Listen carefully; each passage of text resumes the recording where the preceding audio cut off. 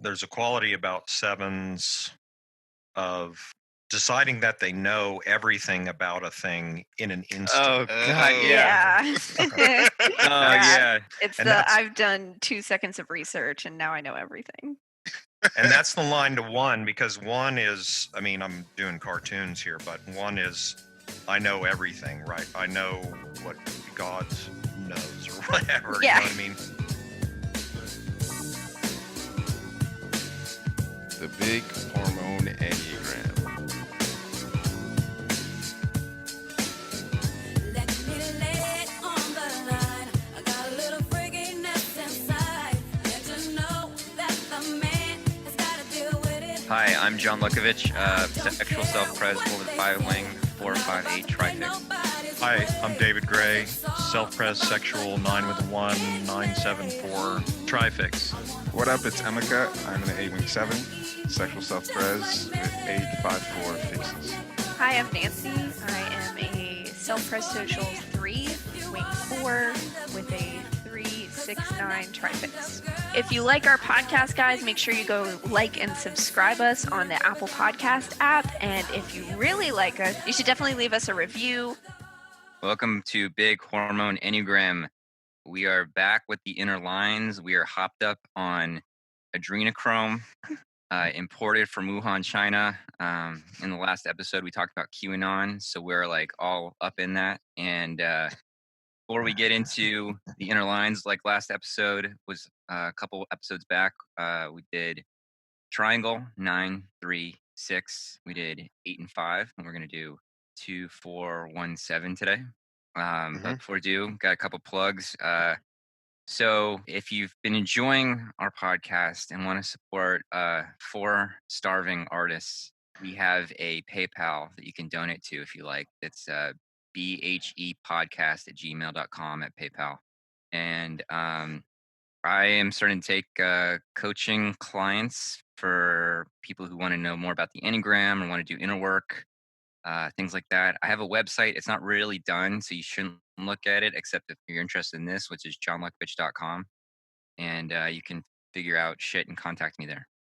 Oh, and also, please leave us reviews for this podcast if you've been enjoying it. And if some people could leave reviews that are exclusively just about David's voice and appreciating David's voice, I think that would be hilarious.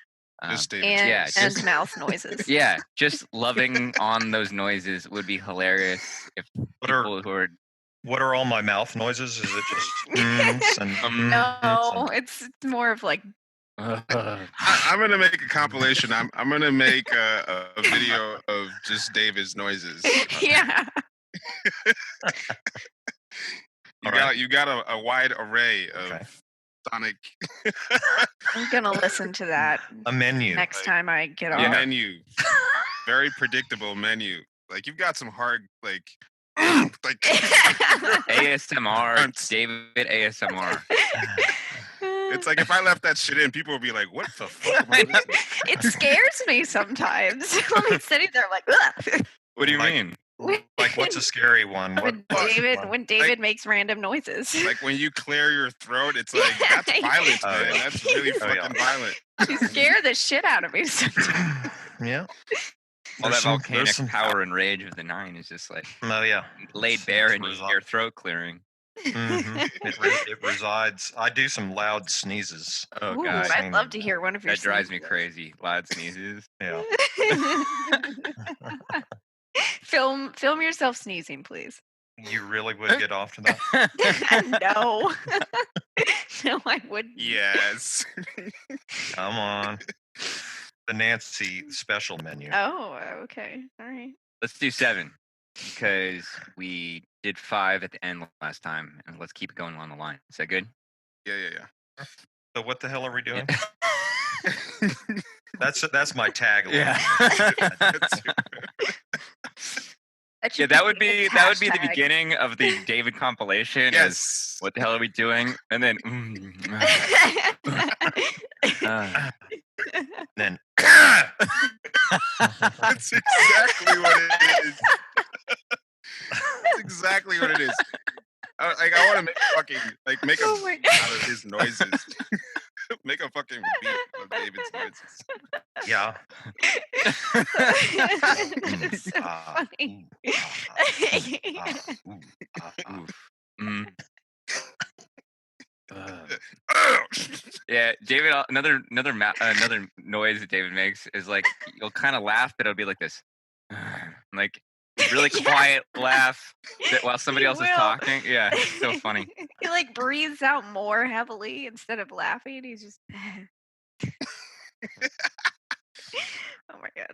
All right. 7. So yeah. So what's our approach All here? right, so we we're were, looking we at. were Oh, go ahead, Emma.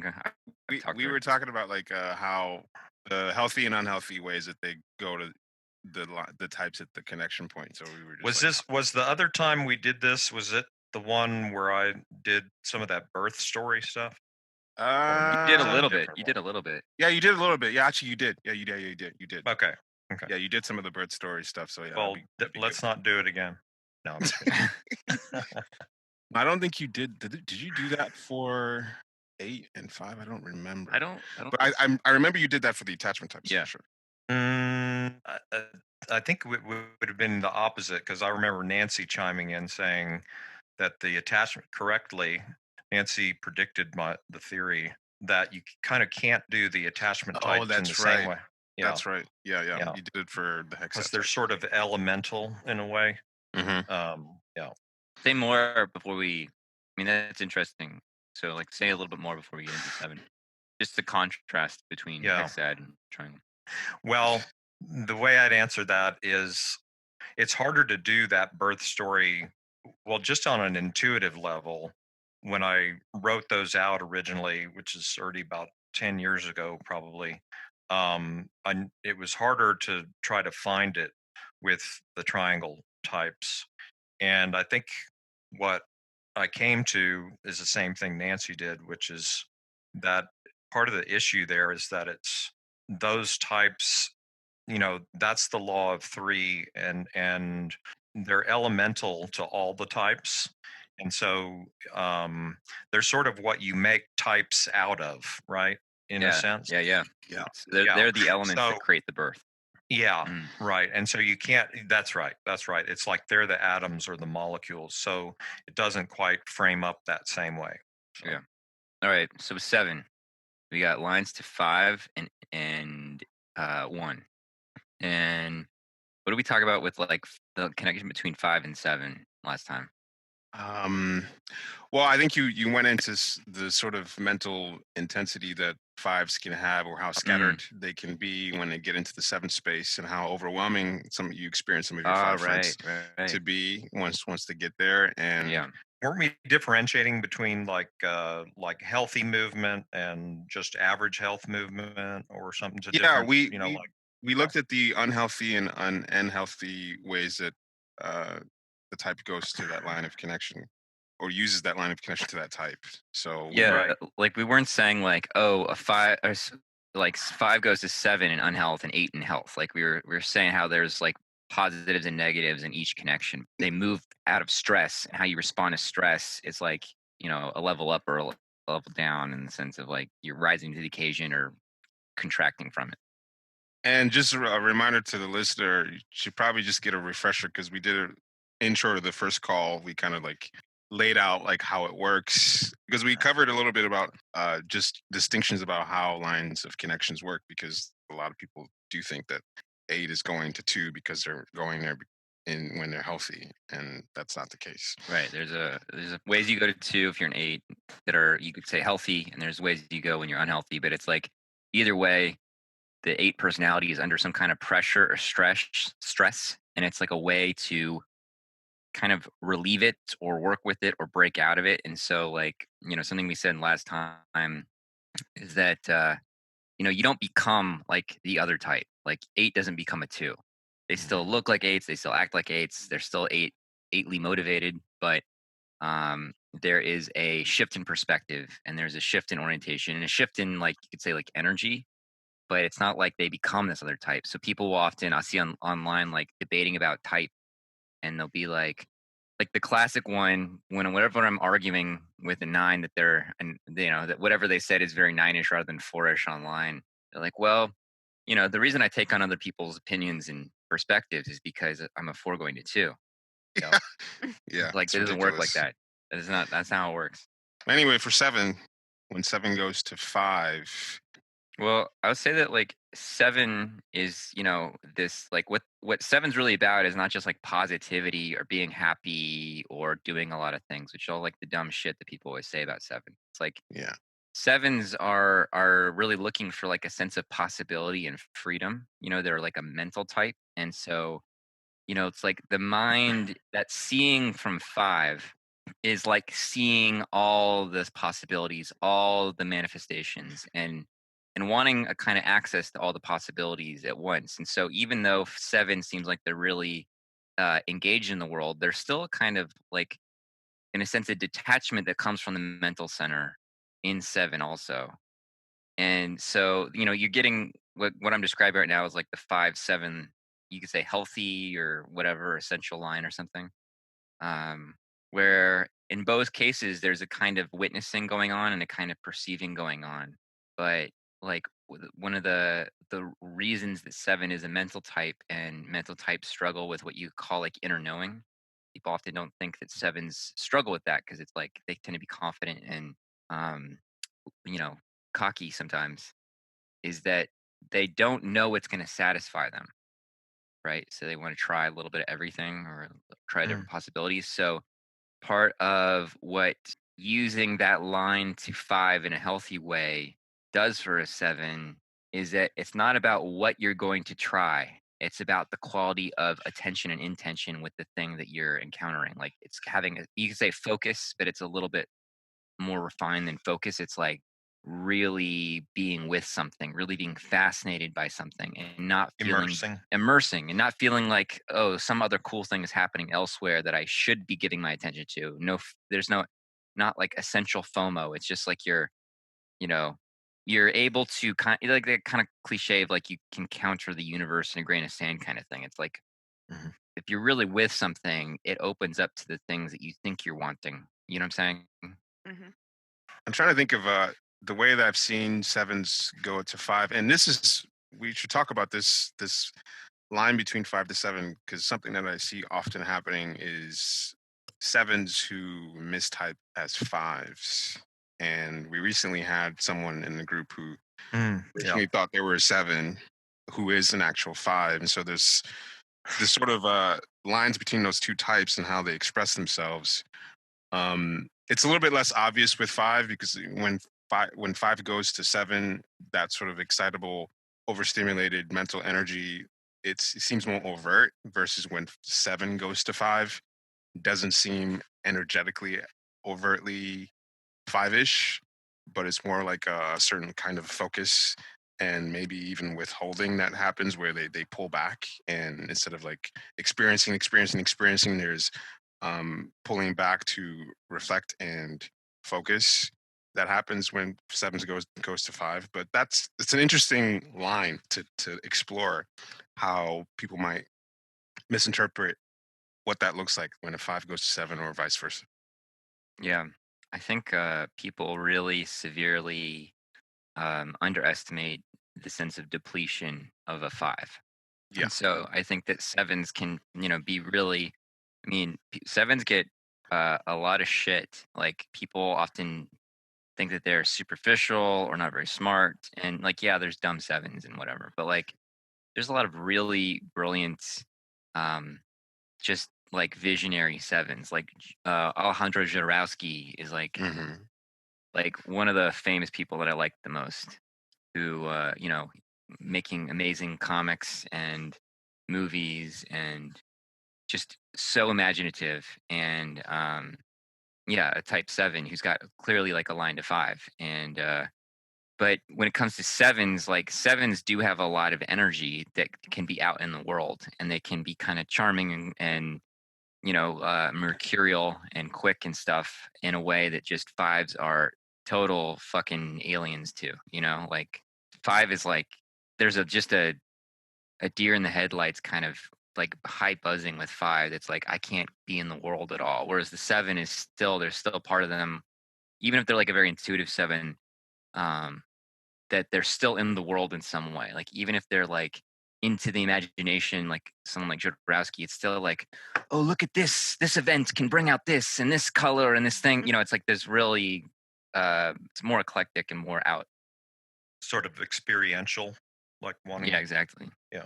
How would you differentiate though, like say the fives, you know, celebrity fives or whatever that are kind of out there in the world? How would you differentiate the quality they have about them? Who are you thinking? Oh, let's see.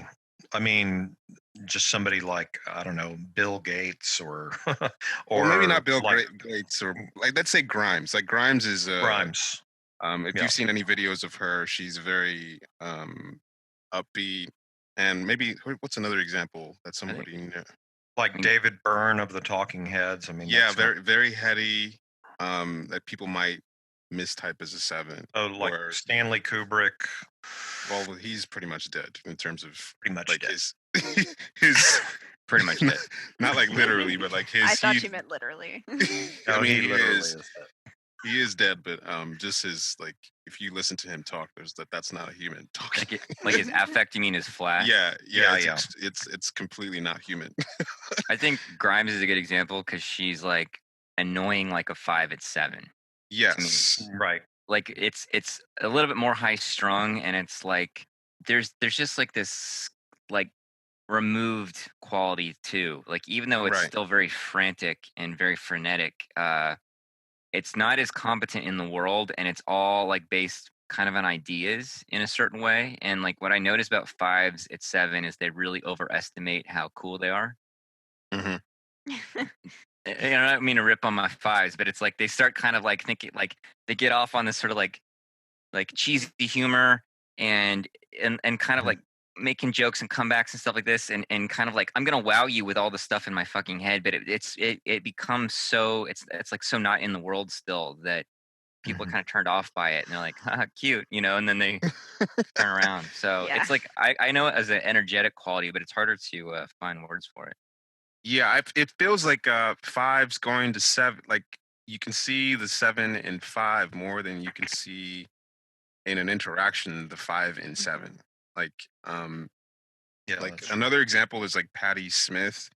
Like it's a 5 that confused a lot of people because if you see her interact in interviews, she's kind of like got that Grimes quality where she's just like, you know, making these jokes, and but at the same time it's like you can feel like she's not with you. Like there's a removed quality with 5s where it's like they're sort of their own self-contained show when they're doing that line to 7 thing. Whereas 7s very much are playing off the audience. Like there's always an element that 7s are there, you know, like Yeah. like they want to be seen, they want to be noticed, they're going to be provoking. Whereas 5s seem like I'm doing this all by myself. Yeah. Yeah, that's a good distinction. That's That a is really a good good distinction. Yeah, I was gonna say 7s are more adaptable, but that's more of what I was going for. They have that like need to play off of who's around them because they can. At least the 7s I've been friends with, they like if the vibe is wrong, they're like, "Oh my god, like I need to fix this," kind of thing.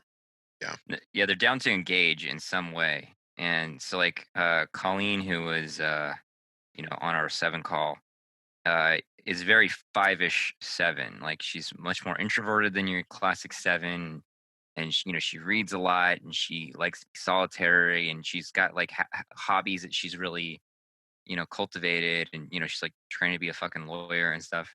Mhm.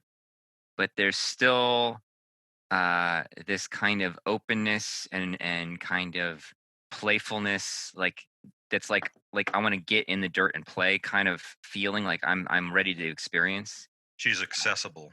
Yeah, Whereas yeah, 5 is sort of exactly. not. Yeah, Yeah. that 5s just don't do well with. Mhm. You know, now that I Access. think about it, I've probably dated 7s more than any other type. And one thing that surprised me is that 7s are a lot more introverted than you would expect. Mhm. And it's Yeah. of course, like you have this ability to turn up and get wild, and you know, 7s love activity.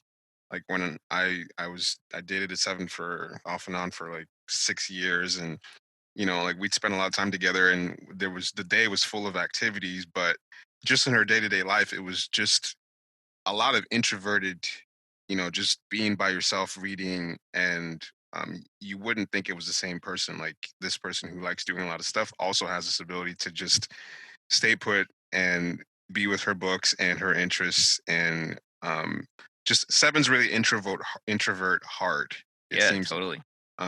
surprisingly. Hmm.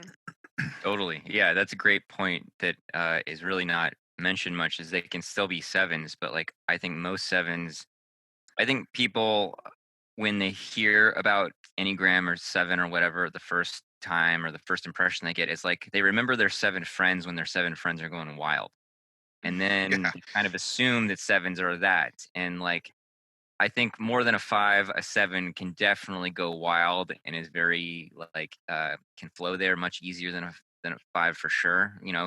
But sevens have their type is about the life of the mind as well, and so yeah, they can definitely be much more dark, much more introverted, much more solitudinal than they're usually given credit for. Hmm. Sevens I've been close to also complain about, and it's probably largely, well, I guess it's both a projection and a dynamic they created, is that people expect them to be up, and they don't want to always be up. Mm-hmm. Hmm. Yeah, And they get Yeah, annoyed with that. yeah, Maybe yeah, that's a good point that you mentioned, John, that sevens can be pretty dark. Maybe the line to five is like the dark side of seven.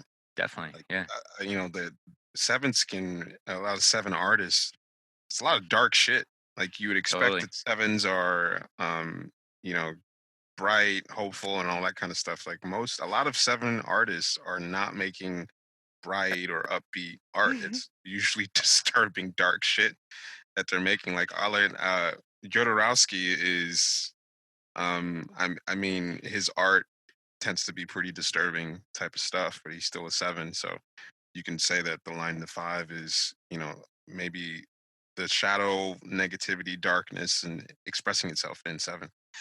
Yeah, I want to actually shout out my friend who's a seven, who's like got very dark and disturbing art. Who his name is Philippe Grenade. I hope I'm saying his last name right, because even though he's my friend, I never say his last name. Um, but his Instagram handle is Philippe with like two P's and then DE and then GRENADE, and it's like graphic and dark and gross as fuck, and it's like amazing. And he calls them he illustrates his dreams and he calls them and makes stories around him. He calls them forbidden fairy tales, and like oh man, they're so great and so like so fucked up. And yeah, so he's like a great example of he's a sexual seven and lives in the woods. Like he and his girlfriend, and you wouldn't expect this kind of solitary life, but you follow his Instagram, and he's like, "I'm hunting bears this weekend," and now I'm like fucking getting rabbits to fuck because we're raising rabbits now. It's hilarious. Oh, his Instagram is oh, it's disturbing. Yeah, it's great. Ugh. I was gonna say if you're looking at like if you're using David's like sundial example of the Enneagram, it's the seven above the horizon, tipping below the horizon into five. Dying. Hmm. oh yeah. Into the dark side. That's an interesting approach, actually. I hadn't thought of that. Yeah, so seven is just on the other side. The sun's going down, sunset, and sunset, of course, is sort of the more colorful of the sun positions, right, or whatever in the sky. So that's interesting in itself. But the sun's going down, right? So it's kind of like, that's a piece of seven, is that, oh shit, the sun is going away, right? Mhm. So I need to hurry up and experience colorful life or something like that, right? Take in a lot of sense oriented impressions, and but it's that sense that the sun is going away. And there's a quality with seven, that sevens sort of have an energy about them that they need to keep running. You know what I mean? Yeah. like they just need to keep moving in a certain way, and it's not necessarily literal, but it's a quality of the mind. I mean, that's a quality you could say of all the head types in a way, but with 7 it's got a certain kind of traveler kind of quality. And for a lot of 7s, this sort of constant need to move doesn't mean that they're going out every week. A lot of 7s don't go out very much, but they stay in and they do a lot of reading. Like a lot of 7s I've known are huge readers, like just Fucking voracious nerds. readers, reading a fuck ton of books, gobbling up, text and information and learning. Like it's almost like an addiction to new learning. Mhm. So it's an interesting way that through the lens of 7 that they go into the 5 space of needing to experience, but also like introverted, and I'm devouring information. Yeah. How does 7 go to unhealthy 5? I guess we covered it with some of the like 7s can be really nihilistic, Hmm. and I mean like a lot of 7 suicides in the last couple like decade or something, like Robin Williams and Heath Ledger and Bourdain Anthony Bourdain, yeah. and Amy. I don't know how she died. Amy Winehouse. That was a Um, drug addiction, very- I think, overdose, I believe. But yeah, there's definitely like a nihilistic oblivion thing that a lot of like all that hope of 7 becomes hopelessness and nothingness and like fuck it doesn't matter anyway kind of Mm-hmm. drive into similar- death. Like similar to the 8 thing of like the bottom dropping out, and the 8 sort of completely withholds and puts up a wall. I feel like 7s can almost kind of have like a crash where it's like go go go go up up up, and then all of a sudden it's like the bottom drops out and it's all like a train of negativity and Ticket to nothing. Darktown. Yeah, Mhm. like just real dark, and it's like it's a hole that they can Yep. get into. But the weird thing about it though is that that the 7 is going through it, but they're not necessarily gonna want to put that on other people, so they just sort of hide away from Yeah. other people. They don't want to they generally don't like putting that mess on negativity on other people, so it becomes a private thing. But you can tell that they're going through some shit. Yeah, they can be pretty good at hiding how fucked up they are, but then or like how miserable they are, but then it'll leak out in like weird fucked up ways of like pushing something to like a perverse degree or something like that. Mm-hmm. 7's the one. Yeah, on that note, you could also say that once 7s go to Darktown, that you can start to see the line to 1 come out, where the criticism and finding blame, like let's say 7's having a hard time with a certain part of their life and they're in Darktown about it. The way they start to just start nitpicking and blaming other people for, it's your fault that I am not able to get this thing, that the frustration Right. really comes out. And it's not like, it doesn't have the nuance of type 1. It's Right. It just comes out. And the specificity. Yeah, it's like 1 and 7 both have a kind of hopefulness, about either the good or the possible. And so the frustration going to 1, it's like I'm not getting the possible and it's not good. Like I'm not getting the goody things, or I'm not, what did David say once? It was like the juicy nipple or whatever. I'm not getting it. Oh. But then Why like would and then David like say that? 5 is like, maybe I just thought David said that and I'm just nipples. But going to 5 is like all that the frustration turns to hopelessness. So that's kind of Mhm. interesting. But Mm. I see like 7s kind of like living it up, and then they like slam on the brakes and like either get really strict with themselves and judgmental. Oh yeah. Mm. And we like Yep. I have a friend who in the place I live now before I lived here, Alara and I crashed here, and he has his just famously insane stories of him drinking, and he's 7, and he like brought these dudes back to the apartment. I was like asleep on the couch, and I'm at my friend's place, so I have like my pants were like had my wallet in it, but I didn't like think to hide anything because I'm at my fucking friend's house. These guys come at like 4 in the morning, ended up like stealing my phone and my wallet and my friend's laptop and stuff like this. And it was just like really bad. And he felt so guilty that for like 2 years he just cold stopped drinking. And it was just like the slamming Yeah. the brakes. Yeah.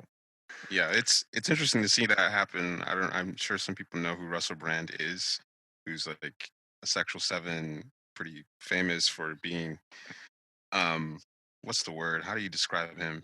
Sex, A drugs, and a rock and ladies roll. man, like he's hilarious and he's good looking and he's charming and all that stuff.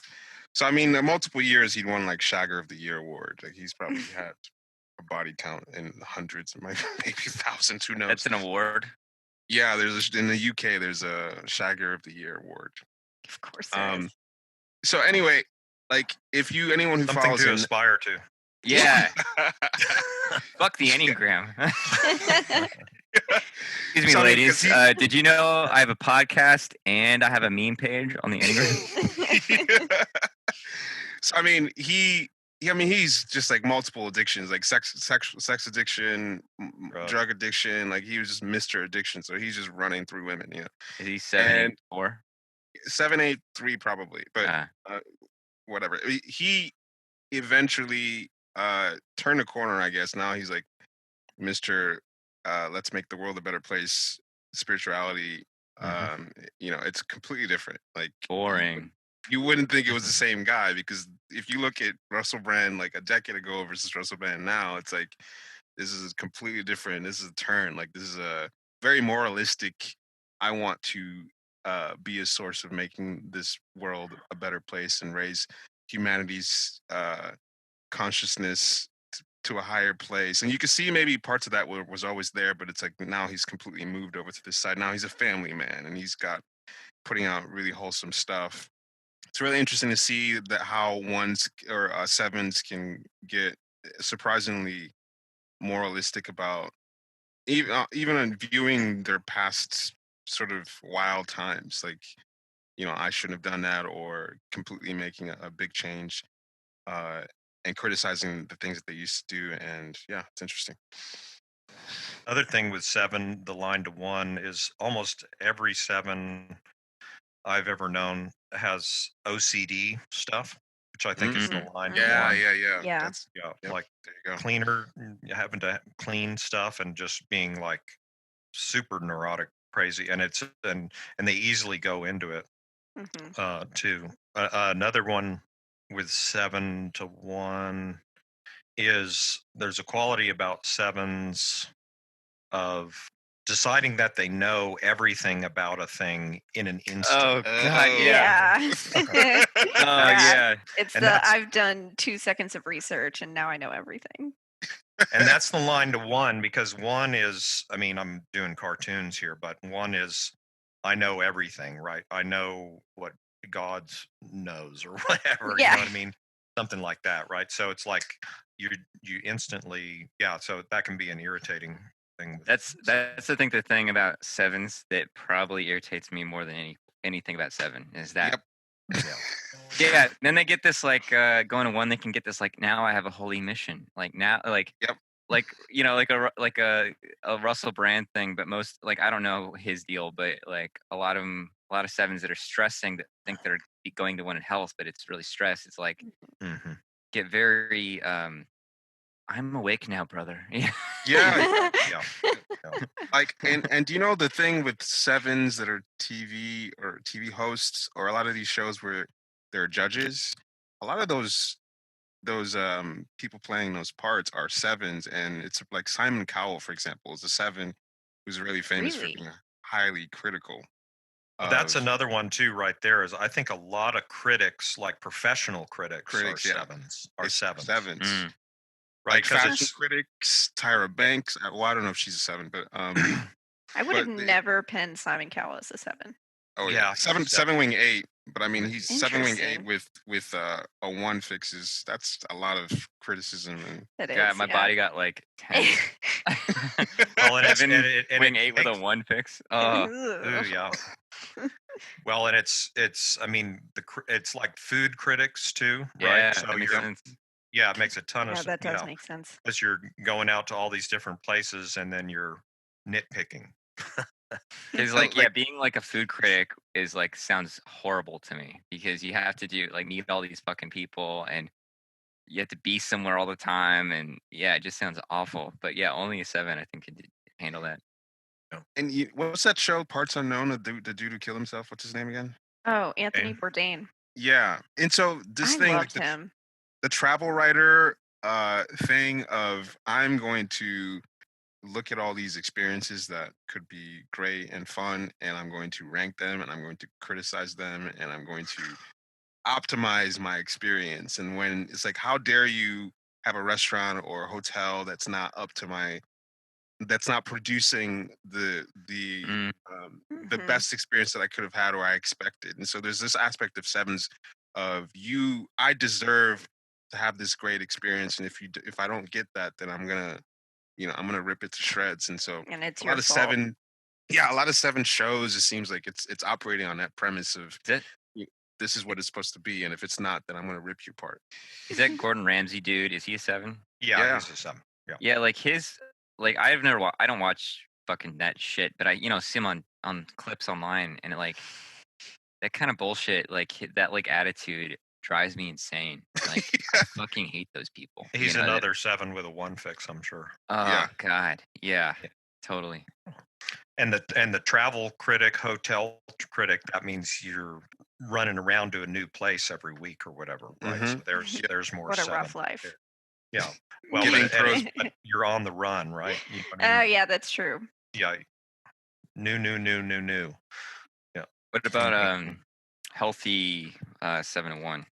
I was just gonna say, I guess they could probably like hold themselves to standards and schedules and be a little bit more like regular human, boop, boop, boop, kind of thing. hmm Well, I think like all that fucking like I want to get what I want shit from the 7 becomes like I want to basically like make way for the good or the sacred or like like I think like that I don't know Russell Brand guy like again I know who he is I don't follow him but it sounds like you do indulge yourself and you're like this is sort of empty and I'm not getting fulfilled and so what's going to really fulfill me and so yeah there's like this sense of feeling called to do something better or to you know there's like a teacherly quality to a lot of 7s who have like gone to healthy 1 in a way of like I've been through this shit and like I want to bring some kind of level of hope or goodness to the world. Yeah, I can speak to Russell Brands because I was following him for a little bit, and I was like, "What the fuck happened?" Because he was super Mr. Addiction, and he went through the 12-step program multiple times, and then he realized that he was just following a cycle of empty indulgence that wasn't going anywhere. And so he wanted to be a conduit for that, helping other people who were going through addiction. And so he wrote his own version of 12 steps program and going around promoting it, but also like in terms of his content, like promoting self-awareness, spirituality, higher consciousness, and trying to like I want to be someone who makes a dent in expanding um, people's consciousness and making the world a better place. So it seemed like a really healthy example of a 7 going to 1, but also has that quality of I've arrived, kind of like Yeah, you know. definitely. But it's a fucking shocking change if you've been following the guy for it's like yo, it's like Mr. Shagger of the Year went from that to let me help you meditate. Yeah, I think the advice for 7s that do go to 1 is like don't be too impressed with yourself when you're doing the Yeah, right thing. Like right, like right. 7s are always like I was just on a Gurdjieff call with and a friend of mine that's a 7 that was on there. He was like, "Man, I always just like give myself compliments like really easily," and it kind of shocked me when it was pointed out like how easily I give myself compliments. And he was having this moment of humility. Um, seeing that, but it's like 7s are like a lot of 7s, not all of them, but a lot of 7s can like really just be like really generous with giving themselves compliments and are like Yeah. thinking highly of whatever they're up to. Yep. Uh, sometimes a little too much. Yeah. Sevens are their biggest cheerleaders. It's part of the reason why I like them is because I can just go as far and as crazy as I want to in terms of being negative because it's not going to burst the bubble. It's Right. not going to work. So let's do one, unless we have more to say about healthy 7-1. That was a pretty good summary there. Yeah. Yeah. Yeah, normally 7s get like the least amount of time because they're always like people sort of 8, like because the body Yeah. center. 7s get the short shaft, and then They do.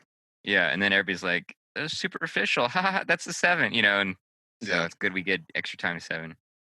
So yeah, so 1s with their lines to 7 and 4. So I guess like starting with 1 at 7, it's like 1s are always trying to like uphold something good and sacred and meaningful, and then like the good and meaningful and sacral can be uh joyful and fun and pleasurable and sensual, and all those things that like often are sort of indicators to the superego of the one that something might be getting too bad somehow. It's like they can open up and relax and enjoy and indulge and appreciate, and it's like that the good and the sacred is not this austere sacredness that has to be held up, you know, by resisting the flesh or something like that. That it's like a real thing. Yeah, I don't have that much experience with 1, but just from the sexual 1 perspective, my experience of sexual 1 going to 7 is, on one hand, you have someone who has a lot of high standards for, it's got to be this way, like rigidity around attraction, for example, saying that this is the way that I get into a relationship, or this is the sort of standards that I have. And then going to 7, there is sort of like this freedom of, I like just throwing those restrictions out the window and just experiencing.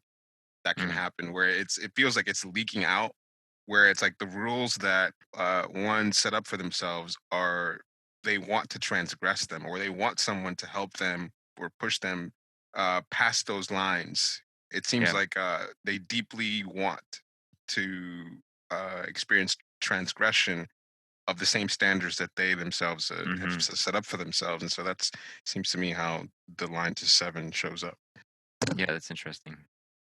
One way the line to 7 shows up with 1s, this is kind of average health stuff, is sort of teaching people to be spontaneous in a performative way, like being suddenly expressive or joyous or appreciating something in a sort of loud way, but the 1 is teaching you by doing that, right there. It's kind of obnoxious in a way. It's like Yeah. that, like I'm showing you, hey, here's how you enjoy life, right? But it's Yeah. it's got that 1 rigidity, right? It's Yeah. like, but I'm teaching it. Do you see me?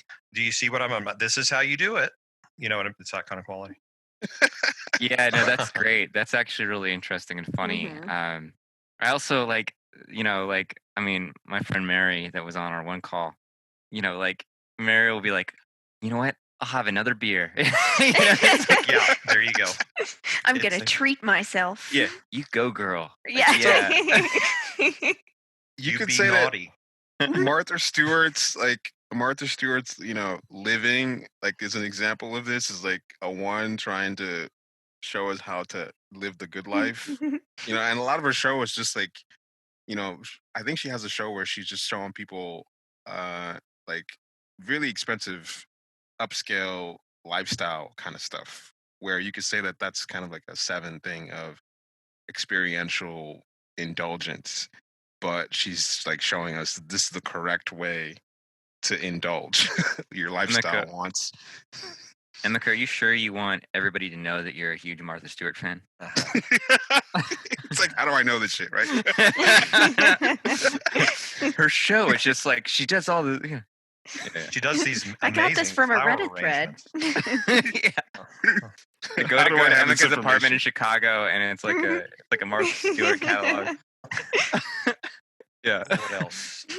But it is surprising how 1s can let their hair down in ways that you wouldn't expect, given the sort of standards that they set up for themselves and Mhm. Yeah. and others.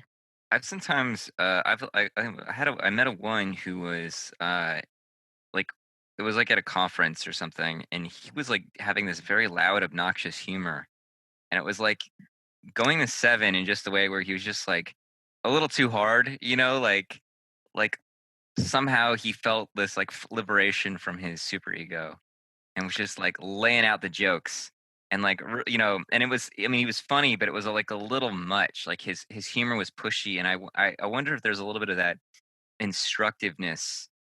That's what it is. I think that's exactly what it is. There's a little bit of like look how you just like let go. There was like a little bit of a show there that I've always remembered that impression because I couldn't quite understand it. And then David saying that like kind of clarifies some of that. Here's how you do it, guys. Yeah.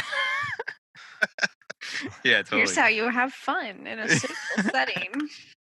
See how I didn't- fun I am with my rigid back that's got like a pole going up it. When I was dating Jamie, the sexual one who was on here, she was a DJ, and there is an interesting thing about like, a DJ is like a really carefree person, but she had these like sort of standards of like, you should know about these records. Like if you like music, you should know, like, it's almost like this, how do you not know about this record that's so fun? And it had this sort of like instructor quality to it. Like I know how to have a good time with music. It's just like, I don't give a fuck what this record is. It's either good or it's not. But she's like judging me for not knowing who this artist is or whatever the fuck. And I was like, okay. I also with the one going to 7 in like a low way, like there's a lot of like do as I say, not as I do, kind of like getting outlets, like getting the candy or having the sex or whatever it is that they give themselves permission to indulge in, but it's like, this is okay because I did all these other good things or something like that. Yeah. Or sometimes it's an actual like double life kind of thing. Uh-huh. Like the guy that was, I think it was governor of New York or Elliot Spitzer. Yeah, I think what was he? Was he like attorney general or something? Attorney general. And he had a whole history with prostitutes and stuff, and that's a typical thing to have some kind of pretty extreme indulgence. Actually, that's like your release from all of the rigidity of the superego stuff. Yeah. That's one of the reasons I mentioned the serial killer that I thought was a 1, because I feel like the double life thing just fits so well with 1s. Who is the serial killer? Robert Hansen. Robert Hansen. I don't know who that is. I've been listening to a lot of true crime, but I feel like a lot of serial killers were probably 1s because they had this like perfect like family life, and then all of a sudden they're like, I kill gay men in our pool room full of mannequins because I'm pretending we're having a party. It's like, Jesus Christ. What is a BTK?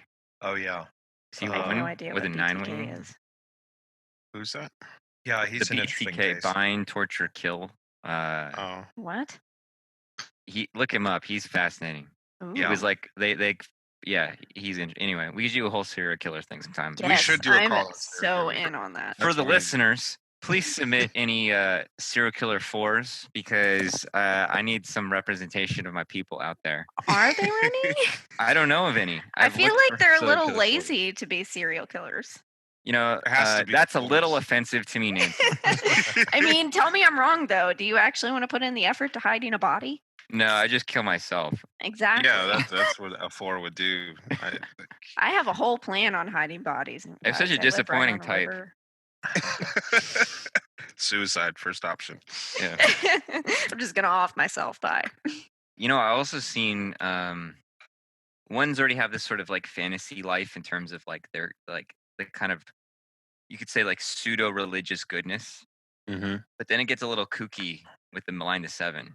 I've found, like sometimes their religious I'm not saying literally religious, but what sort of feels like a religious imagination can get a little kooky in terms of either cartoonish in terms of like angels or whatever, or it can get like weirdly like red dragon perverse. You know what I mean? Or like operatic almost. Yeah, that's a better word.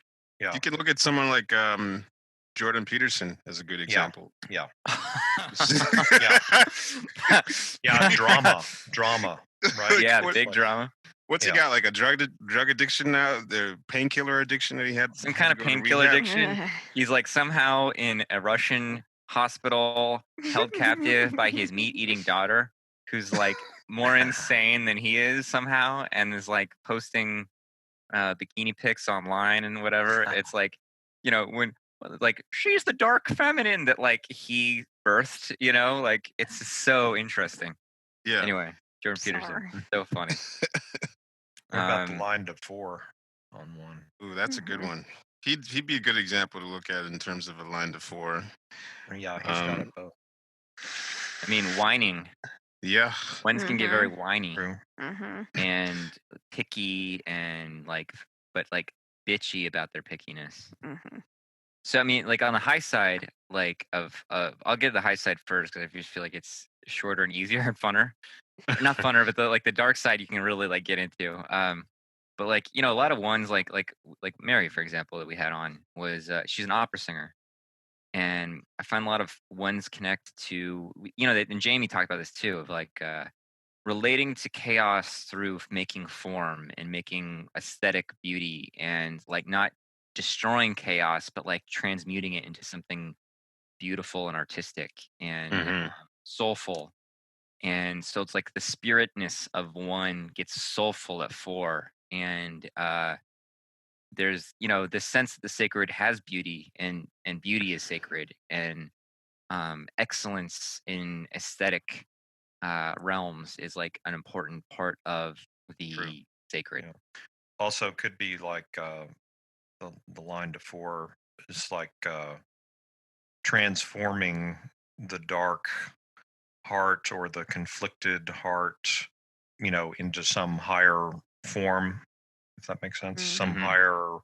higher behavior or something like that. hmm Yeah, totally. Well, I feel Yeah. like so Jordan Peterson fucking sucks, but I do understand why people initially like him, and because he did have this thing of being real about how fucked up things are, Yeah.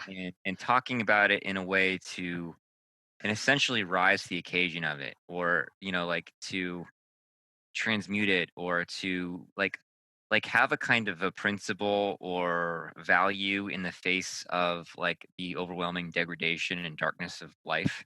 Mhm. And and that like I can understand, like, even though like as soon as I was introduced to him I like had a red flag up about him being a fucking idiot and right wing whatever, but like I could get why people liked him for that reason, because he does have this genuine sense of like looking at the darkness and Our culture is so sort of overly positive.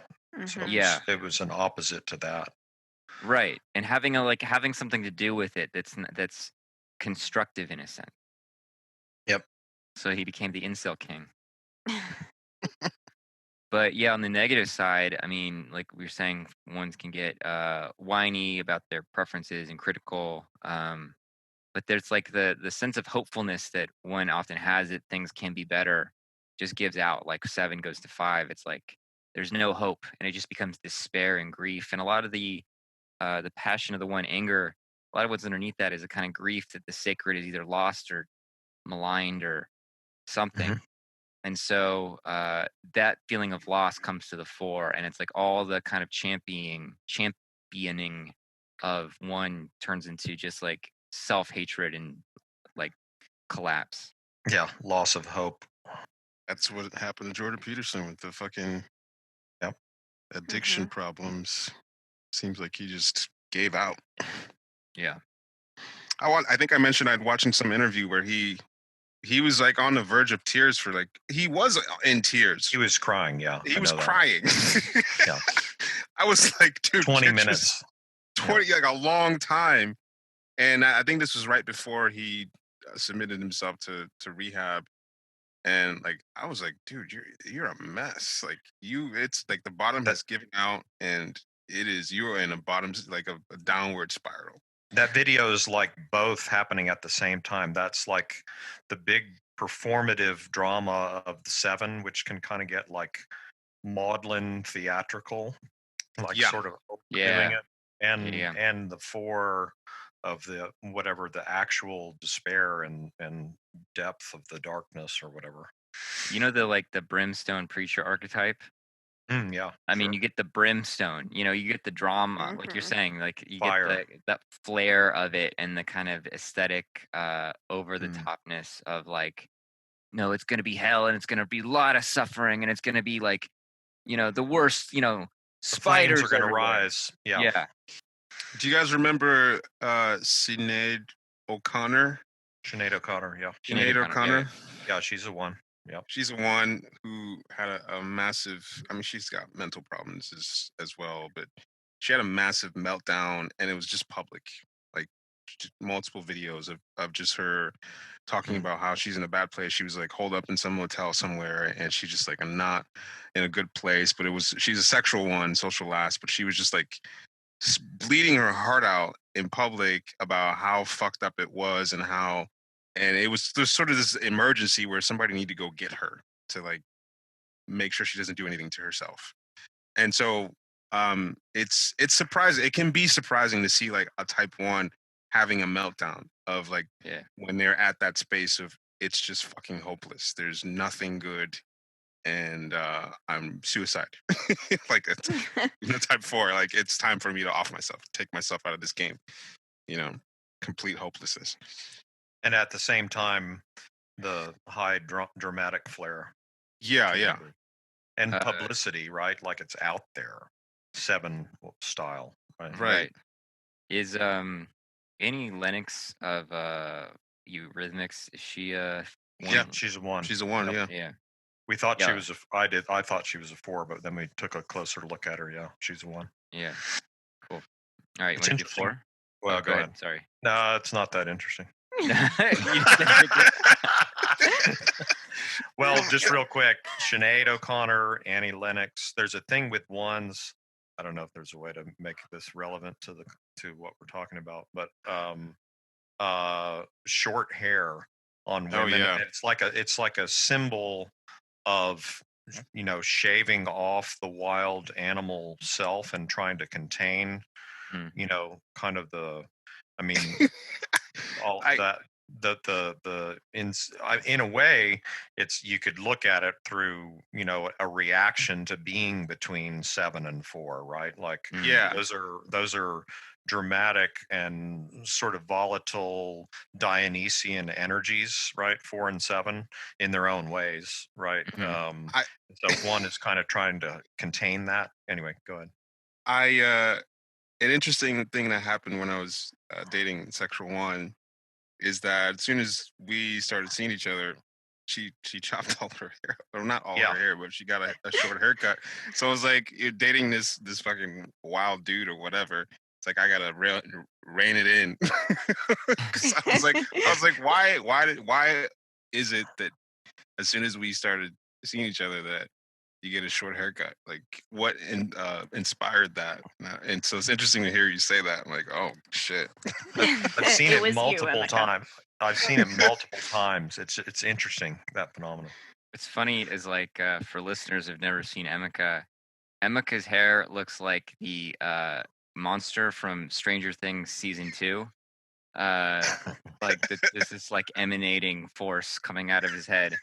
And so yeah, that's funny that she needed to shave everything off. She went the other direction. I was like, okay, I guess that's the kind of inspiration. She was correcting you by example. Yeah. Jesus Christ. Look at this hair, Emeka. It's This is interesting. how you do it. I can't hang, guys. I'm gonna go Yeah. to bed. All right. Later, Bye. Nancy. Bye. Okay, bye. Nancy pieces out as soon as we get to my type. Yep. Not okay. This is an important one. What do you mean, Emeka? This is the one everyone fucks up because, one, this is the type that people most mistype as. So there's the most misunderstanding about what 4 going to 2 and 1 is like. So just unpacking like what the fuck it means when 4 goes to 2 is really important. I don't think it can be repeated enough that, a lot of attachment types will say, oh, I'm healthy or I'm at 2 right now. That's why I'm super empathetic or whatever. It would be really cool to understand like what does it actually mean that a type that's chronically disappointed and petty and self-absorbed is going to two? Like, what the fuck does that actually look like? Yeah.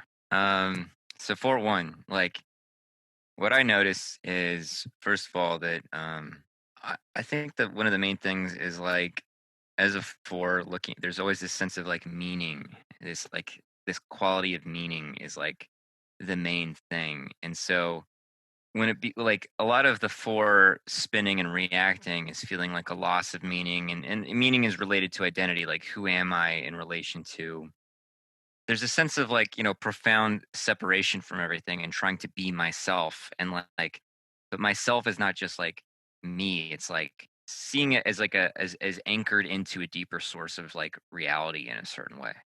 And so like a lot of fours have this sort of like spiritual side or sacred side, right? And so I think that comes out with the line of one. Right. When you plunge the depths or of meanness and finding meaning, there's got to be like a sort of maybe some eternal principle or principles there. Yeah, but it's a little it definitely has more of like a sense of sacred than like a nine-ish kind of spiritual take. Right. Yeah. Like I mean, think of the way I like fucking come in my pants on at the pyramid, Yeah. it's like it's Yeah. so important, and another way it's translated is like, it's getting more into my body, and getting more in my body as a way to actually like have a real life from instead of just like this inner storm all the time. And so like yeah, like discipline follows, like I work out every other day and all this kind of stuff, but it's like it's still I can't keep a schedule that's structured. I can't and I won't, like I don't want to. But yeah, there's this thing of like, all right, I don't give a shit about anything except this thing. And so at least I show up for that. And so there's this like showing up and actually like making things happen and actually like having a disciplined or routine building to something that I find because you're like trying to actualize something real or sacred. So like art can be like something like that. Like I want to actually create art and there's something sacred in making art. And so it's not just thinking about art or not just thinking about even being an artist, but actually I want to like make this sacred thing actual. And so I will try to paint like every night or whatever. It's like I will do those things instead of just sort of being in this self-indulgent narcissistic inner world. You posted a interview for Marilyn Manson for his latest album, and I watched it and I thought it was pretty interesting as an example of the line to one, because he talked about how, I mean, he recently lost his, I don't know, one of his His parents mom or something. something like that, and he felt like he had found a deeper connection to his place in like what his music could do for people, especially given the time that we're in. And he spoke beautifully about how he recognized his place in, like, almost like he had a sacred connection to what his music could mean to people and how it could touch people. And like he seemed really centered in like purpose, and it seemed like that to me it felt like, this is what four going to one is. It's like Manson has a reputation for just fucking with people and being provocative, but recognizing that, his music has an important place, and he said that multiple times, and I was like, that's really cool. And so that's a pattern I've seen with multiple ones. I've seen that with Prince, where behind the scenes he was known to like reach out to other artists and just make like anonymous donations or helping other people in need out. And this seems this sacred connection to some kind of purpose, either through art or just this thing is really important and I'm going to channel this focused energy into kind of like with the seven of making the world a better place, kind of a thing. It's one-ish too, in the sense of a quality that you guys are getting at is that there's a specificity, of the interest, as opposed to, like you were saying earlier, John, the difference between sort of nine-ish I don't know, spiritual mindset versus one, right? It's nine-ish is it's sort of widespread and universalistic, right? Mm, Whereas mm, the one, it's a very specific and targeted, right? And Yes. yeah, yeah, Very specific issue. Because I mean, sometimes you look at nines who are into spirituality, and it's just about over raising consciousness. Where one, just accept yourself. It seems more like a very much more vague type of spirituality. Whereas when ones or fours that go to one, it's going to be very targeted issue that they're going to be focusing on. yeah. There's difference in specificity, and like nine spirituality is very universal. There's like a sense of being a conduit for something universal, and that we're all one, and all this kind of stuff like this. And like Mhm. core spirituality is much more of like an emphasis on like transformation, and Mhm. like right. that kind of the process of suffering, like in the Christian thing, it'd be like the stations of the cross would be like the thing, and then the crucifixion. It's like for me, like the Osirian mysteries are like the big thing, and but it's like Mm. it's transformation of identity and what that means in the mystery of identity and how in the mystery of it and the like yeah, just the mystery and how that mystery has like a certain kind of tragic beauty to it. Transformation, that's important right there, because I mean that's a one energy, is to reform and refine and make something better, right? Yeah. There's that quality of um yeah, just raising the standard, right, through a possible like rebirth or metamorphosis. And I think Emeka is pointing about like I was also really struck by that Manson interview because I've been a Manson fan since middle school, and like he had a certain kind of humility and a kind of clarity and a kind of lack of pretension, which is hilarious to say about Manson. But Yeah. yeah, he was so real there. And if for listeners, it's like a interview on We Are Chaos, his latest album, which I think is really good. And anyway, yeah, like I was just struck by his sense of like, like fours as an image type are narcissistic, like just like twos and threes, just like a lot of types. But uh, there's a sense that the character of the identity has a role to play, like almost like the Mhm. shaman is a character that has a role to play. That's a sacred role. That's supposed to be a certain outside agitating force that enhances the possibility of transformation by being somehow subversive to something collective. And I kind of felt like that's the place Manson was at. It's a weird interview to watch just because if you've watched any Manson interviews, it's like he can feel impenetrable in the sense that he's fucking with you with every response. And Mm. this is probably the first time I've seen an interview where like whoever he is was really there in terms of answering every question kind of like really genuinely, and like he was speaking from a real place. It's really interesting. Yeah, you really saw him being a hard type. Yeah, absolutely. I mean, he seemed like he was on the verge of tears a few like for a big portion of it. Like, I mean, like he was truly really Hashtag like, all the feels. yeah. But in the sense that he was channeling some level of his own grief and also just like a collective suffering and recognizing his own place in being a voice to like he said multiple times that I'm just trying to make music that people like me can feel can hear and feel that they can that there's someone out there who understands where they're coming from or something like that. But it yeah, it was really interesting to hear that. Like you could really feel that this is a hard type. This Yeah. is an emotional type. I mean, Manson, like he's got a lot of cheese in him, but like he's a great musician and like yeah, like he captures a certain vibe that is so many people can't do.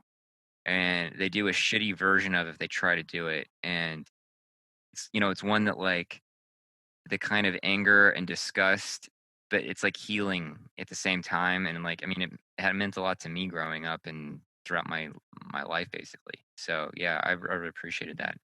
Um, the So unhealthy what? side. is 4 going to 1 is like picky, fussy, not good enough, idealizing somebody and then rejecting them, bitchiness. There's a way that like like if you watch videos of Prince where he's got this like eye rolling like pissy thing, the Mhm. pissiness. Like the 7 going to 1 sort of being a TV critic kind of a thing. 4s can be like fucking the harshest critics. Yeah, it's like Yeah. it's one-ish in the sense that it's like an absolute judgment, right? Mhm. Yeah. That is absolutely bad, and it's a fact. Whatever It's that Oh always God, been that bad. hits. That hits. Yeah, where do y'all see 1 in me? Okay. Where do I see 1? For example, like you have certain standards, because I mean, even for a 4 and 5, like there's a lot of not giving a fuck that you've got, but there's certain things, a few things that you really do give a fuck about. For example, like not eating a lot of meat, for Yeah. example, like you think that's really important. And so you have like a couple pet Yeah, that's true. ideals that you have, that you can go on a fucking crusade about. Yeah, Um, yeah. for example, like even anything around Egypt, in ways people are misinterpreting that. It's like it can take on a one-ish flavor. And I also think some of the political or cultural sure.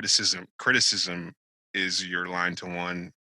Just Totally. you can say that's sort of somewhat of a 4 and 5 thing of just kind of showing everyone how rotten existence is. But I feel like Yeah, no, there's definitely 1 in there. that's definitely one. Cultural criticism is You brought up, and I'm not trying to like mix something in, but like I do think that there is a certain kind, like a lot of 4s do this, like I'm anti-ethical in a certain way, but then like Mhm. there's a certain kind of ethics that is really important to 4s that I've seen Yes. universally. Yeah. But That's it's always exactly like it. very personalized and hard to kind of pin down exactly unless you know them pretty well. Exactly. Yeah, So, it's a like, very subjective morality. but it's like super intense and Yeah. they fucking hate you. Like if you somehow like don't abide by their personal morality. Like Yeah. I will fucking hate people that like let me think of it. I can't think of I don't know. I just fucking hate some people because they like, do some little thing that I think is like outside of my like ethical judgments, and like Yeah. they fucking suck from now on. And Yeah. it reminds me of that phrase you used earlier, fire and brimstone. It's actually like fire and brimstone in a little package in a way, right? Like that person is damned or whatever. They're Yeah, bad. Yeah. written fucking off. Like Written I'm off. damned, but they're like they're bland. It's like There you go. it's like I like as the 4, the narcissism is like there's still an interesting operatic dramatic thing happening here, but over there it's just like you're just fucking McDonald's. It's like Yeah. Yeah. nothingness. Yeah, and then 4's just like harping on the same shit, like the same complaints or the same, and it can That's a get good one. like emotional intensity that's like really uncalled for with these like little. I wouldn't say like I don't consider. I mean, you guys can tell me different. I don't consider myself like. Well, actually, not true. I'm weird about germs. I'm not. I was gonna say I'm not like Mm. a lot of 4s. Maybe aren't so OCD, but like I'm weird about fucking germs. Like I was into Purell before Purell was cool. Like it's weird. I've since a little kid. I will not like take a shit in a public bathroom. Um, I'm like really weird about Really? germs. Yeah. You've never had to? Like you've never I mean, I've had to I've Okay, had to okay. make certain deep sacrifices in my life, but there is a weird germ thing I've got. That's like a 1-ish thing. my longtime 4 friend has that too. Same thing. Germs. Yeah, like I mean, And like I wouldn't let he's a y'all into total my room slob without though, too. with shoes. Yeah, I'm a slob too. Yeah. That's But like I weird. wouldn't let y'all into my room with the shoes on. 'Cause, Oh yeah, like, yeah. What the fuck was that about? yeah, that's what that's. I mean, I There's think one. Americans are fucking so fucked up that they walk with shoes in their house. It's Well, like it makes sense for New York because New York is a disgusting city no, compared New to York, most you places. step in shit and vomit every day, and then like bring that in your room. It's Yeah, yeah. awful. Any more rag Line to harder on 4? line to 2. Line to 2. Go to Oh 2. yeah, yeah. Let's do that. So for like what I'll just say at the beginning is that people always fucking who are arguing that they're like about some issue that's really nine-ish that they're trying to construe as four is they go fours go to two and they want to people please, and like I don't experience people pleasing as a four thing at two. What I think it is like all the like individualism and all the separate and fuck you guys becomes I'm so lonely. And it's like Mm. feeling really lonely and like longing, and it gets a little like overly romantic. I mean, I think in the high side too, there's a romance to four. Um, but in the low side, it's like intense neediness for like a lover or something like that. But it's not like I'm suddenly like people pleasing and I'm like helping you out. But like you guys saw some of mine too the other weekend. Yeah, I mean, I joke that your line to two is stronger than mine. Just is a Don't sense. fucking say that. There's a sense of like Daddy John will like swoop in to check in on everybody and make sure everyone's cool and are you good? You know, I see some of that in myself, but yeah, there's Daddy's home. Yeah. No, I think I like randomly like asked you like you doing okay, and you're like, what? Fuck off. Well, yeah, my anytime anyone asks me that, my unconscious reaction is like, "What do you mean? Am I doing okay?" Like, I mean, I register and I respond like a human, like, "Yeah, I'm doing fine." But yeah, there's I think there's a really heartfelt sense with fours that can surprise people of like that, like you said, the romantic sense. That thing that can really be with someone else in terms of their emotional state, where it's not like nine, where it's like just unconsciously absorbing other people's states, but can really be in that heart space with other people. And that's what I get from four in the two space. Well, certain special people will get the real compassion of a four, right? Yeah. I mean, like, and partly it's, you know, the four is doing so much inner excavating of their emotional stuff, and then there's a lot that comes from that or can, and so then, you know, at certain select points in time, you know, the four can connect in a heart way, having gained all of that, you know, that inner depth, and sort of use it to in a positive way to touch people. Yeah. Certain people. I think Ilaria is a good example because she's a breath worker and she can really be with all kinds of really intense suffering in a very selfless way. But it's not like I'm helping you, you know. It's just like Not at all.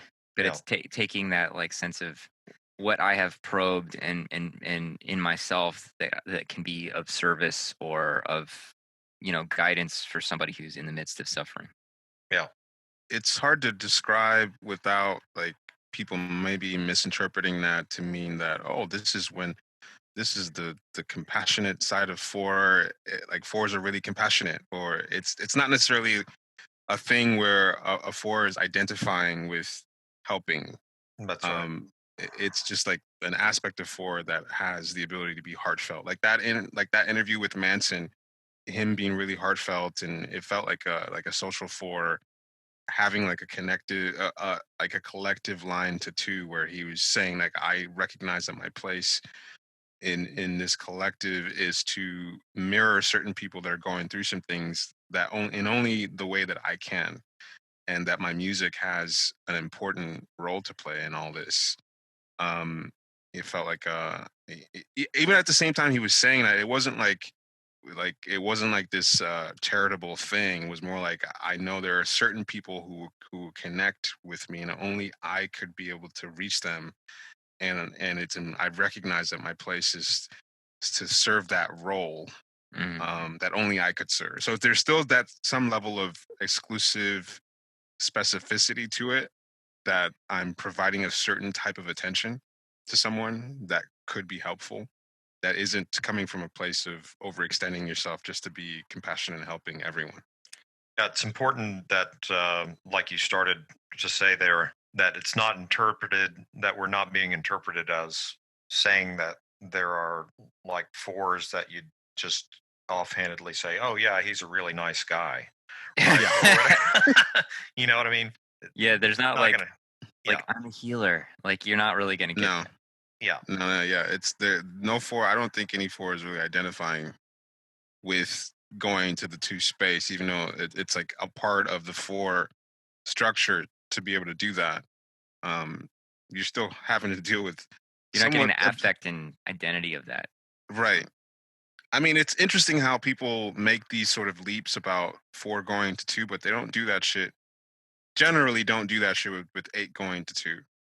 that's Because true. everyone, if you experience an eight, people are going to be like, "What line to two?" Because I mean, it's hard for them to even see it because most people experience Yeah. eight pretty forceful. So when you talk about eight's line to two, people can wrap their head around. It's like, yeah, this person is generally forceful, but they do have some capacity to be heartfelt and soft. But for the most part, that's not what you're going to experience. Yeah. And That's so a it's good like, point. see people do this shit with four, and I'm just like, that's so ludicrous because you're not doing that with other types. I mean, because some types are pretty obvious and people have some frame of reference for experiencing them. And so like eight going to two, if you know an eight, you know to what degree you're going to experience that going to two in terms of the overall picture of what their eightness is. Mhm. So like when you apply that same thought process to four, it's like this is a small aspect of the whole four picture. It's not Yep. going to change the whole, what your whole impression of what a four is. Like that's still a negative type for the most part. Right. Yeah. Again, it's very selective. Like it's, you know what I mean? Not intentionally, right? But selective is not the right word. It's, Specific and limited. It's limited. not like it's not like a two or like I have my heart open to the world kind of thing. Oh, Yeah. yeah. Dale, what's the negative aspect of four going to two? Like I said, like clinginess, neediness, it's usually Yep. directed at a specific partner. There can be kind of this and it's kind of vice versa with two of four. There's this like, oh, I just I just need to be taken care of, kind of thing. We know somebody who. Yeah. Somebody, somewhere. Somebody. And then the pride of the two can come out in the four as this, yeah, you should serve me or take care of me. Oh wow. That kind of shit. That's interesting. Yeah. That's a good one. It's because I mean, I know that Prince is Prince, but like you can go from Prince or Princess of four, which is this sort of like a little bit more insular and self-indulgent, kind of like I do what I want kind of thing, to Yeah. be like the two queenie kind of like serve me now, this kind of True. I have a friend from college, and she's a one, and this was like a big, actually, like kind of a life changer for me. But I was like a very schizoidy, like bleak kid, and in college, I was like basically complaining and whining to this friend of mine. Her name's Sarah, and she's a one, and I can't remember what was going on, but I was just bitching, and she said something to me of like, just deal with it. And like I was a little bit shocked by her response, but it was so firm and just like it wasn't mean, it wasn't shaming me. It was just like you got to deal with it.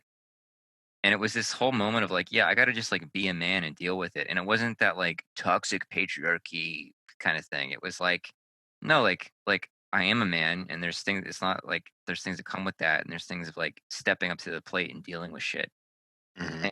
And it was like a real shock to me. But I was like, I think I was in this like give me your attention, needing a certain kind of like suck, like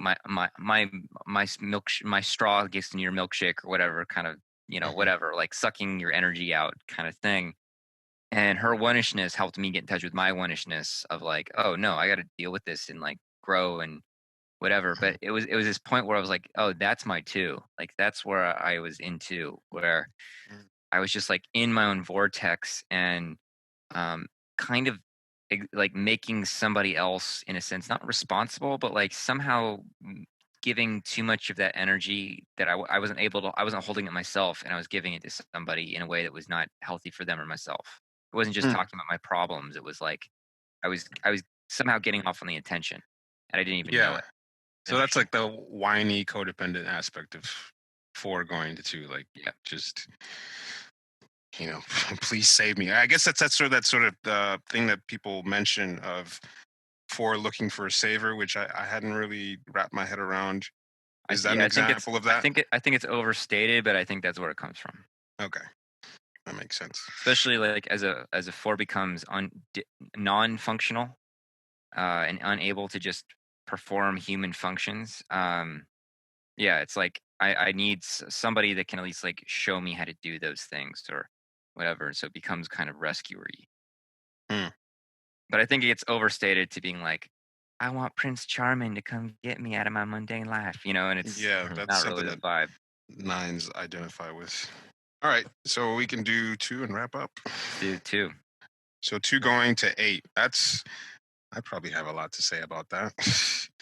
my mom's a 2, and I think the thing that throws me off about 2s, even 2s that are pretty introverted, like that have 9 fixes and whatnot, is that 2s are surprisingly forceful Yeah. and surprisingly, like, that the meme of 2s manipulating to get their own way, I think, is expressed in the line to 8, and that 2s can really grab the bull by the horns to make certain things happen, of course coming from the place of justifying that they know what's best for you, or they know what's best for a situation. But Mhm. it always throws me off guard that, in a way, that you kind of have to look out for 8s in terms of how they look for leverage Mhm. in situations. 2s are always looking for leverage from the standpoint of, I know what's best to help, and they're using their It's emotional leverage. yes. So you I've learned you got to watch out for 2s, because if they get emotional leverage on you in terms of, I helped you with this, or they know certain heartstrings that they can pull on, when the time comes, they're going to use those They're gonna things. collect. They're going to collect. So it's in a way that you have to watch out for 8s. You got to watch out for 2s in terms of the emotional leverage Yeah. that they can have on you. Yeah, like depending on, it really depends on how healthy and unhealthy they are. But like, so the line to 8 for the 2, it's like either when they're healthy, it's like they recognize how much power they have and capacity and influence and impact. And because 2s have a fuck of a lot of energy and they're a big presence in people's lives. But then when they're unhealthy and going to 8, it's like they're not owning all that shit. And so they get overly like identified with being an angel and then like act all really, which is a little bit of line there to 4, where they act all hurt when you like call them out on their bullshit. Like, no, me, I was just trying to help and I was just Yep. doing this. And it's like I think I've seen with 2s going to 8 in unhealth is like they might have some like position of leadership, or like maybe they're just even their family on their level of their family, but it's like they have some kind of clout or influence, or like they're the leader of something. And it's like they're doing all this shit and they've got all their programs and agendas and they're kind of pushing it on people. And then as soon as people kind of like like say something about it or be like, hey, I need boundaries or whatever, then the 2 collapses into like, what? You just misunderstood where I'm coming from. And it's like they collapse into like a child, and then you're like, I can't talk to this. Like, there's no way to get through here. It's like it's a way that they like just collapse so that they don't have to own in all the shit like an adult. Yeah. And you're saying that's the line to 4? It's like 8 and 4 together in a certain Right, weird fucked up right. way. Yeah. It's like Yeah. disowning their own power, but still using it like Yep. as the unhealthy 8. But then they use tears and drama to deflect from owning their power. Yeah. Yeah, it's a pretty lethal combo. It's just like, if you catch an 8, overstepping some kind of boundary, you'll hash it out. There'll be maybe some arguments or whatever, and that'll be the end of it. Like, but with 2, there's no owning generally Yeah. of wrongdoing, and once a 2 goes into that 4 space of, poor me, I have such good intentions, like, why would you think this of me, blah blah blah, and you're fighting an emotional battle now that you can't win based on any sort of facts or logic. And so, but at the same time, you're still dealing with someone who is operating based on applying leverage to situations. And so as an aide, dealing with my type 2 mom, I've just basically learned that I just don't let her into situations unless I know that I'm gonna have to make a deal. Right. Like yeah, like she's looking for something and I'm looking for something. And even regardless of what she's saying, there's a leverage game that's going on here. Either that or I just don't let her in at all. That's like the tragedy of a lot of twos, is that like they want to be involved, but then they'll do this, and so people gotta like take extra precautions to keep them out. Mhm. It's like, and it just gets this fucked up thing. Yeah, like my mom just she had a reoccurring pattern where she comes in with great intention. She wants to help you do this and that, and then you get involved with her, and maybe she doesn't like something you did, or she doesn't like a decision. All of a sudden, she's applying leverage to you and trying to control, or she's making moves that weren't part of the original agreement or Mm, what she said that she intended. And then all of a sudden, people will start feeling manipulated, or they feel like you didn't act according to what you presented yourself, and so that manipulation aspect of two shows up, and people are like, I'm just not going to let you in to this aspect of my life. I'm not going to talk to you about this kind of shit anymore. Uh, One way to Yeah. say it is the line to 8 is it's adding a certain expansive energy. So the 2 expands wider, or bigger into more aspects of whatever the interrelational dynamic is than was sort of originally intended. Yes, Yeah, yes, the penetration overstepping of boundaries of there 8 you go. Yeah, yeah. uh shows up. It's like, I didn't agree to this. yeah, You give it to an inch, and next thing you know, it's like, wait, what? yeah, Right. Like you're like, I need help with this. And then they're like, okay, I'm helping. But you know what? I'm seeing all these things and we're going to take it in this way. And you're like, no, no, no, I just need this. This is what I asked you for. But it's like, no, and it becomes this thing, but it's yeah. it's not that overt. Like that's what makes it hard is like they can play these subtle games where you're like, on like they're helping you, but am I rude to be like, no, no, no, no, not this much help. And Right. then, it gets in this weird thing where you just rather not deal with them. Yep. Rejection. Yeah, they So bring about what they fear. Yeah. so that's the unhealthy. What's the healthy line to 8? I think twos that are going to 8 like have power, and they like. I mean, like this is just kind of a dumb example, but I remember when I went to a Catholic school in high school, and we had to do like these sort of obligatory community service things, and I remember being in this like soup kitchen, and I was like, all these fuckers are twos. And I still think that. Like, I don't think I was just, naive at the Enneagram. Like, everybody had the two-ish affect and everything. And I was like, these people are doing stuff that's like not easy or glamorous or whatever, but they're doing it and they've got the energy for it and they're like positive for it. So, like, the 2 at 8 has this real capacity to bring that energy, bring that expansion into places where no one else wants to touch. Like, really being of service in a way that, like, it's almost like twos were like genetically engineered for like crisis situations, and then they have to like just live normal lives, and so it gets all fucked up. But Mm. then, it's like there's these like hard situations where it's like deploy, deploy, and they Hmm. can go in. I mean, the guy who Mary's dad, Bob Dekas, who taught me the Enneagram originally, is a male too, and just has this like really intense charisma.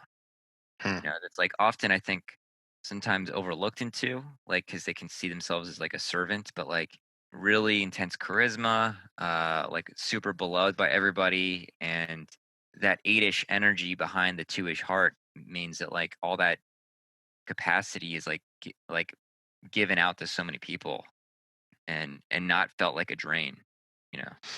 My mom is, or she was, an ER nurse for multiple decades, and you wouldn't think that just interacting with her. She's not something she talks about a lot, but I mean, she has.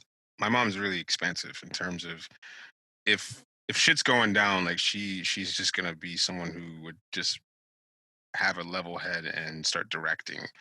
This is what needs to happen, and so whenever there's a crisis situation, people's lives are on the line. That sort of this is what needs to happen right now in order to save these lives. Or if there's any like disaster that lots of lives are lost, my mom's first thought is like how I wish I could be on the front lines or go out there and be one of those people that are I'm thinking about like how do we make money off this. Like there was one year where I was doing like insurance adjusting, which I don't know if any people know what that is, but it's Yeah. if basically if like there's like a hailstorm, Uh, there's a bunch of insurance claims on buildings. And so these insurance companies send out people that are called insurance adjusters to go and look at the damage to determine if it's legitimate damage. And this is where people do like insurance fraud. If you want a new roof, you can like fake damage to your roof, and then your insurance company has to send somebody out to make sure that the damage is real and corresponds with the hailstorm or whatever the fuck it was.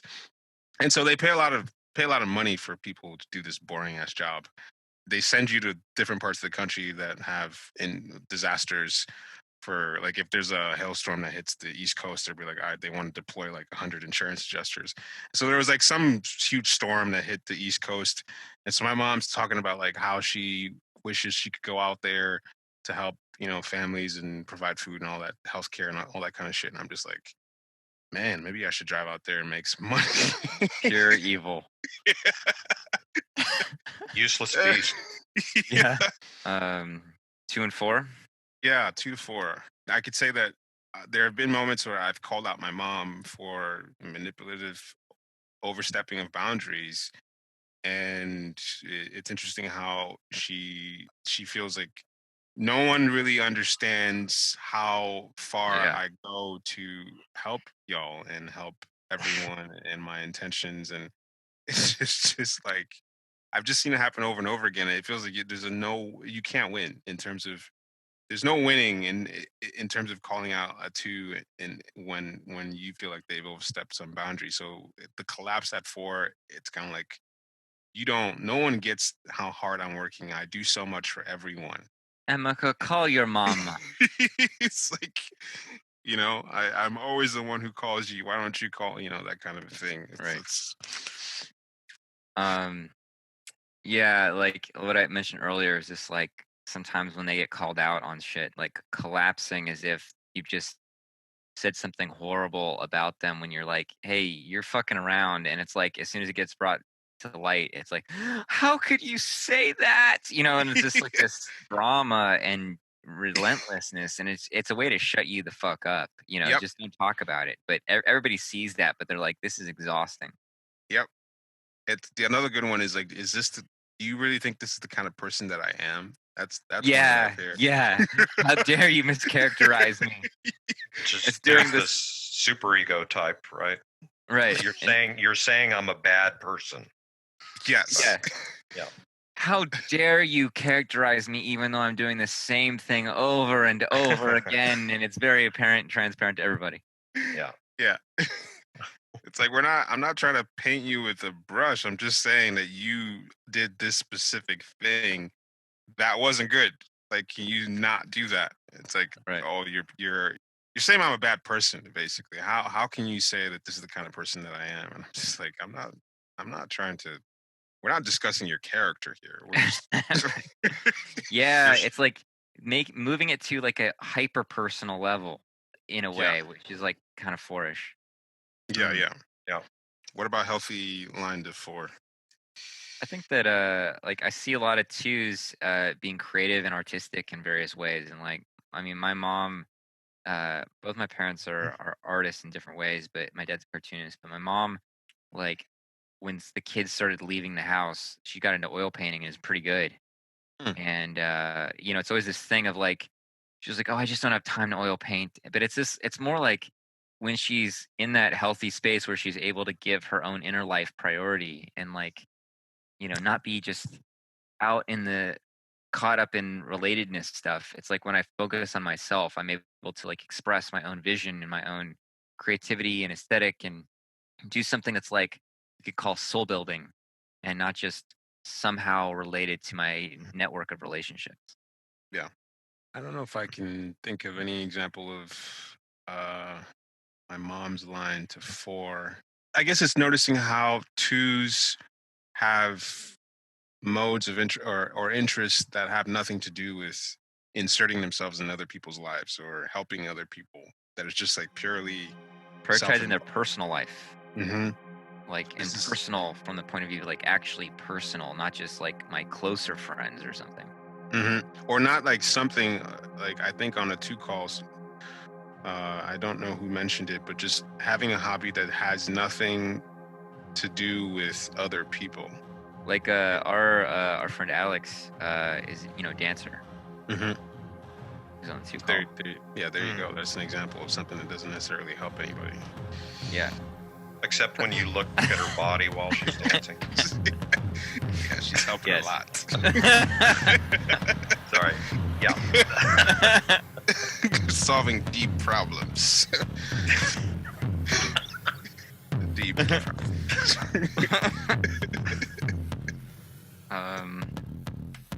Anything else? I think that's it.